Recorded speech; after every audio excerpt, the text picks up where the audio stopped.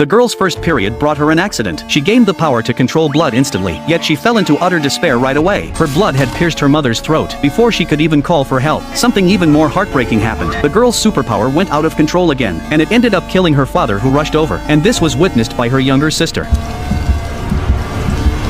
A once happy and perfect family was destroyed by superpowers like this, so Mary grew to hate superpowers deeply, but she still had to learn to control them, because only by mastering this power could she avoid hurting more people. Yet shortly after she gained control, the government started cracking down on superpowered individuals. Once they turned 18, they had to pass a strict test. If they failed, they'd be sent to an asylum. If they passed, they'd enter a superhero university, and might even get to team up with Homelander. Faced with such a precious opportunity, Mary was not about to miss it, and through her own hard work, she successfully gained admission. But things were not as great as Mary had imagined. She started regretting it soon after arriving, because the teaching methods were extremely cruel, and her life could be in danger at any moment. What made it even worse for Mary was being placed in the Performing Arts College. You see, the superhero university has two colleges, the Lamplighter College and the Crimson Countess College. Lamplighter College teaches crime fighting, and is the most popular division at the university. Nearly all of the top 10 students are there. But Crimson College is more unusual. It's specifically for teaching superhero performing arts. Graduates mostly end up in entertainment, but Mary had no interest in singing or dancing, so she decided to apply for a major change. But before she could even meet the reviewing professor, she was turned away by the female assistant outside. Mary tried to push further, but suddenly the professor fired a gun, and the assistant, who had just been a girl, instantly turned into a man. So this must be Jordan, the school's second-ranked student, someone with the power to change gender. Mary didn't have time to be shocked though. She quickly explained her reason for coming, but things didn't go smoothly. Not only was her request denied, she was also kicked out by the professor, because her power wasn't considered valuable enough. But soon an accident completely changed Mary's fate. A runaway student was rampaging through the streets. He not only injured fully armed guards, but even flipped a car over with his bare hands. Yet before he could get far, Mary used her power to hold him down, but that didn't restrain him for long. He quickly broke free. Jamais je retournerai dans cette putain de forme! But right after he spoke, a trash can suddenly slammed into him. Then the guards swarmed in, and finally managed to restrain the boy. Because of this incident, Mary made a new friend, Andre, the third-ranked student in school. Maybe because they shared the same skin color, Andre was very friendly toward Mary. He not only invited her to a party, but even introduced her to the top 5 students at school. Still, Mary couldn't seem to feel happy, because her request to switch majors kept getting nowhere. Then the number 1 student, Golden Boy, walked over. Hearing Mary's worries about her major, Golden Boy said he actually envied her, because being a hero wasn't necessarily all that great.